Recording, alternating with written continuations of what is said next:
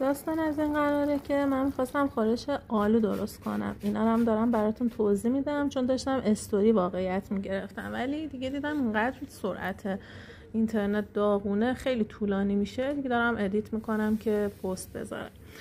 خلاصه دیدم دارم تبدیل به خورش مرغ و آلو به هالو چی شد کردم. اون کاسه که اون پشت آلوهایی که خیس دادم، این ورم که پیاز رو بدون روغن با مرغ تفت دادم و الانم به ها رو دارم خورد میکنم. به هر شکلی، مربع، به این شکل و اینا میشه خوردش کرد. یه زعفرون حسابی میریزم و ربم هم که گفته بودم رب بارون استفاده میکنم اما فریز میکنم. بعد اینکه یه تفتی خورد آب ریختم و چون کره روغن اونجا تو پیاز داغ و اینا استفاده نکردم، یه دیگه کره استفاده کردم اینجا، هم برای عطرش هم خوبه دیگه.